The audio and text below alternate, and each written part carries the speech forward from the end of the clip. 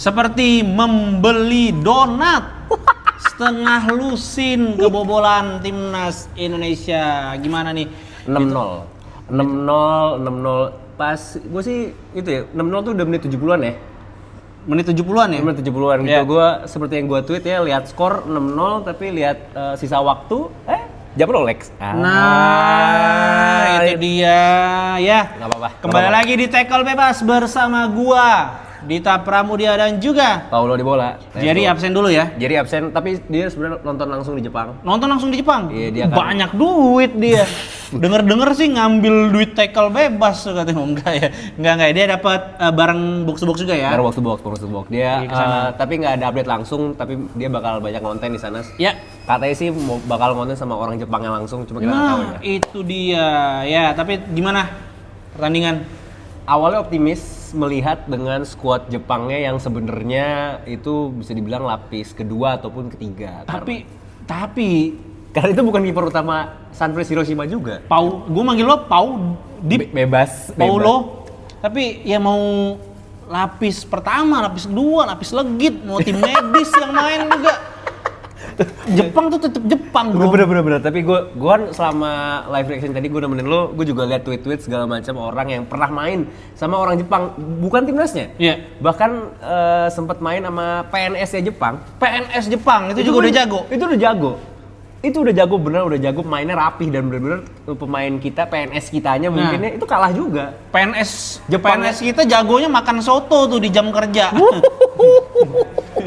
Intinya berarti Jepang tuh dari usia muda, karena yang gue tahu ya Jepang itu ada kompetisi usia mudanya. Ya. Itu udah dimulai dari tahun 1917. Ya. Sampai sekarang masih ada. Jadi nggak kaget kalau memang mereka itu kultur sepak bola ternyata udah ada. Ya, kalau menurut gua sih memang calculated loss. Benar. peringkat 15 dunia. Yeah. Dengan 120 something kita 21. Yes.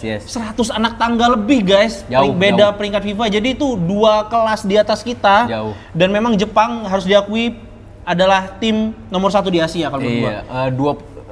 Ada orang berharap kita bakal dapat 21 poin tambahan buat Kalau menang. Karena urutan FIFA peringkat FIFA poinnya 21 karena kita bisa menang dengan tim yang peringkatnya lebih tinggi. Benar.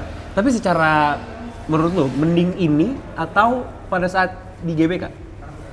Mainnya. Mending di GBK karena di GBK kita ada peluang, di sini 0. Ada tadi, cuman nggak kena aja yang Tom Hay crossing. Oh, Marcelino ya kalau nggak salah, Marceng ya? Shen. Oh, Shen. Ya tapi kalau di waktu di GBK kita di 15 menit pertama tuh cukup nyerang loh. Oh ya, Ragnar ya. Kalau tadi beneran dikunci 70% something tuh penguasaan bolanya satu putaran tuh. Kalau Pilpres 70%. Ya kita ngelihatnya anjir ini larinya berat-berat, apa keberatan sama itu kan nggak tahu kita gitu. Nggak tahu. Tapi memang mungkin karena emang Patrick sendiri, Coach Patrick, dan itu sudah menyiapkan timnya itu mungkin ini pilihan terbaik karena udah lolos juga kan. Ya. Udah lolos ronde 4 juga, jadi Rizky Ridho nggak dibawa karena cedera paha. Ya. Terus mengistirahatkan pemain-pemain yang kartu kuning. Benar. Karena di round 4 bisa jadi kalau kartu kuning bisa nggak main satu pertandingan, itu Betul. Kan bahaya banget karena kita nyebutnya ya sedekat ini dengan Piala Dunia dan tinggal 2 kemenangan lagi untuk masuk ke Piala Dunia, meskipun agak sulit karena mayoritas lawan kita adalah tim-tim Timur Tengah, benar. yang mana bukan cuma 11 pemain yang kita lawan. Betul, ada Oman, Uni Emirat Arab mungkin, Palestina mungkin. Ya, betul. Tapi sayangnya juga tiap kali Miss Hilgers main ternyata kebobolan. Jadi yang salah Miss Hilgers menurut Enggak. Tapi kenapa pada saat dia main hasilnya tidak sesuai gitu loh. Terus beberapa bahkan bukan tidak mungkin kayaknya ini kalau bandingin sama Miss Hilgers ya. Ini Rizky Ridho juga lolos ini Eredivisie. Oh, kalau main caranya kayak gitu. Mainnya iya. Tapi ada pengacara Miss Hilgers, Bang, capek Bang dia, Bang. Benar sih. Lo lihat waktu lawan MU FC20 gimana dia. Aduh, klarifikasi lagi gue. Iya, tapi gue nggak menitik beratkan kepada kesalahan Miss Hilgers karena ya namanya main bola juga kerja sama tim. Miss juga udah banyak melakukan kontribusi cukup banyak walaupun akhirnya ya miss. Iya. Tapi yang menarik adalah Kevin Dix lagi-lagi lawan Jepang. Cedera lagi. Kok menarik sih? Ya maksudnya bisa back to back cedera gitu lawan Jepang. Lawan Jepang juga kan waktu itu cedera. Benar. Apa gitu, takut atau apa gitu. Tapi terus coba dicek itu di rumah sakit siapa tahu. harus ada surat pengantar dari rumah sakit mana gitu. Takutnya kan bohong ya. Tapi terlepas dari itu fatigue-nya timnas Indonesia juga kelihatan karena banyak sekali pemain yang cedera, bahkan Yance sampai menit terakhir sampai nangis gitu kan. Sampai sayangnya Yakub cedera. Iya, Jay Iza sampai ganti musuh, ganti lawan, tolong nggak kuat lawan Jepang. Bang udah. Ya ini pasti yang komen pasti, Bang, asik banget lo Bang, asik sendiri katanya gitu. Gimana ya jelasinnya? Karena kita juga nggak, sebenarnya kita nggak kaget bakal kalah, cuman ya 6-0 juga, nggak 6-0 juga. Iya. Bahkan nggak ada shot on target. Iya, lo coba shot dari tengah lapangan kayak biar ada satu shot gitu. Bahkan oleh Romani pun nggak lama megang bolanya. One two-nya nggak berhasil, pemain tengah kita bener-bener dijagain bener sama Wataru Endo. Gue harus, bukan masalah gue fans Liverpool, tapi gue ngelihat itu Wataru Endo bener-bener bebas. Saat Wataru Endo bebas, itu pemain tengah Jepang yang lain itu bisa ngepres, bisa dengan nyamannya menguasai pertandingan. Tapi memang gue akui tenang Jepang asli. Bahkan di kotak penalti lawan mereka bisa mikir mau ngoper siapa, bro. Asli. Gol terakhir kelihatan tuh. Bener. Dia itu banyak yang di tiang dekat, dia milih tiang jauh dan eksekusinya perfect. Yang gua kaget adalah di gol kelima, ya. Itu yang golnya namanya Shuto Machino. Nah, shooting machine. Nah, itu dia, itu bahasa Indonesianya.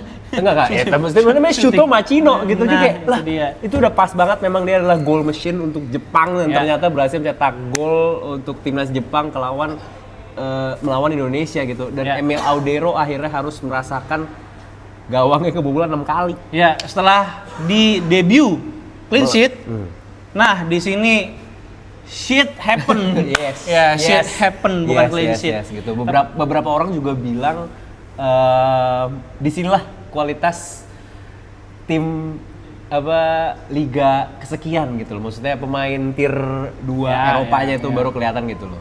Ya. Tapi balik lagi memang Indonesia masih punya harapan. Tentu saja di round 4 bisa. Yang nggak mudah. Nggak mudah tapi bukan nggak mungkin. Nah tapi sekali lagi yang perlu selalu gue ingatkan di manapun, di konten manapun, gue selalu bilang dari awal kita tuh nggak pernah berharap masuk Piala Dunia. Benar. Target kita tuh bukan masuk Piala Dunia. Kalau kita sudah sedekat ini itu bonus. Jadi stop untuk head comment ke pemain. Ya mereka sudah berjuang sekuat tenaga. Jangan sampai mereka udah berjuang mati-matian loh. Tapi memang dalam tanda kutip ini gue tidak mendiskreditkan pemain ya. Pemain ini bagus, tapi memang mungkin kita tuh ada baru di level itu. Bahkan ini adalah tim bisa dalam tanda kutip tim instan juga gitu. Beberapa pemain baru main pada pertengahan kualifikasi. Dan gue salut.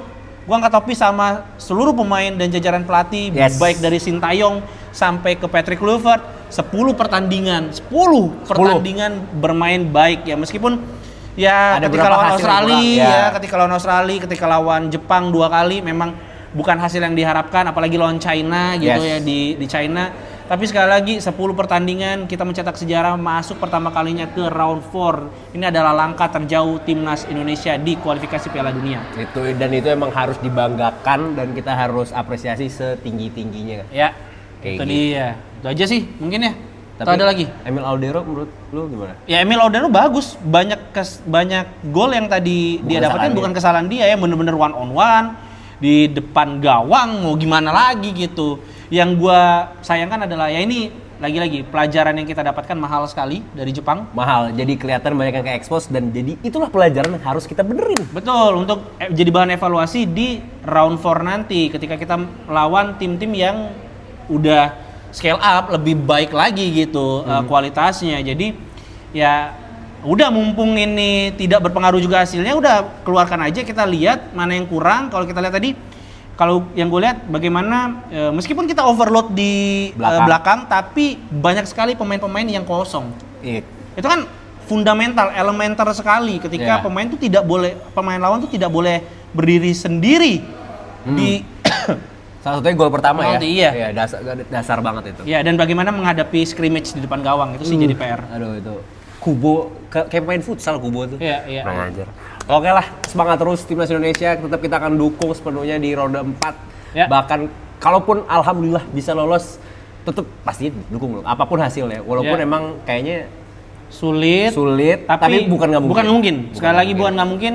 Tapi jangan dijadikan harus ke Piala Dunia. Tidak. Itu dia. Tidak. Karena kalau dari pendapat gue pribadi, sebelum era Patrick Kluivert pun kayaknya mikirnya dari squad yang ada sebelum banyak tambahan pemain pun kayak 2030 deh lebih possible gitu. Ya ini squad masih muda, masih panjang, jadi baru kenal. Ya jangan sampai dibebani ekspektasi kalian yang terlalu besar gitu. Ketika kalian kalah di kehidupan malah memberikan ekspektasi ke pemain bola. Itu dia. Stop politisasi timnas Indonesia. Tolong. Ada pesan moral gitu. Ya udah, segitu aja. Jangan lupa subscribe, Tackle Bebas, like, juga komen dan juga bagiin video ini kalau memang kalian rasa video ini menarik dan juga bermanfaat. Gua Dita Pramudia pamit. Paulo Di Bola pamit. Salam Tackle Bebas.